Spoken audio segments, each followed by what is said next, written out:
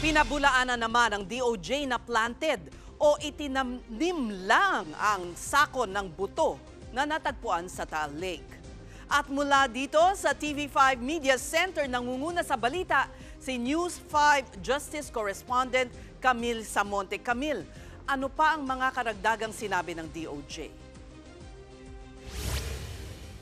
Buwelta nga si Justice Secretary Boying Remulla sa mga pumupuna sa mga sako ng buto na nakuha ng Philippine Coast Guard sa kanilang pagsisid sa Taal Lake sa Laurel, Batangas. Ayon kay Remulla, kalokohan ang mga nagsasabing planted o itinanim lamang ang mga sako ng buto sa ilalim ng lawa. Nitong weekend nga ipinakita ng PCG yung kanilang underwater footage kung saan makikita itong mga sako na gutay-gutay na. Kaya hindi raw pwedeng sabihin na itinanim lang yan sa lawa. Pakinggan natin ang pahayag ni Secretary Remulla.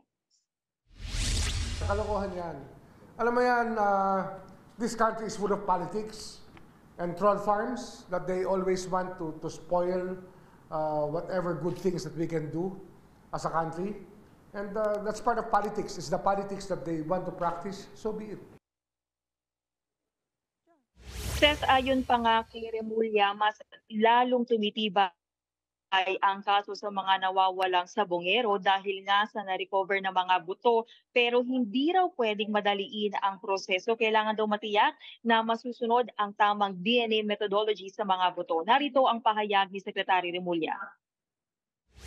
Tumitibay naman. At talagang hindi lang ganun kadali yung panahon pa ngayon.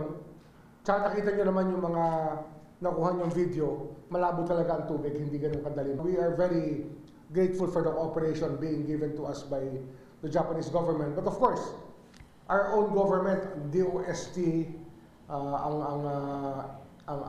DNR, yung iba't ibang opisina natin dito sa gobyerno, tumutulong lahat. Camille, nagsampa na ng reklamo si alias Totoy sa mga pulis na sangkot daw sa pagdukot at pagpatay sa mga sabongero. Pero may ilang ulat din na konektado ang mga pulis na ito sa patayan noong drug war. Anong masasabi dito ng DOJ?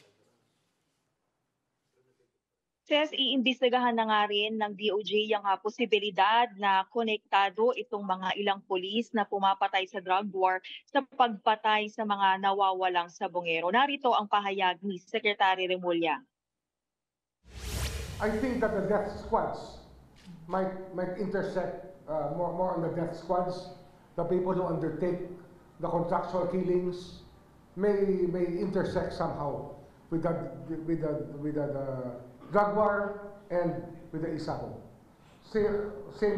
May mga taong parehong involved sa pagpatay ng tao sa drug war at sa isabong.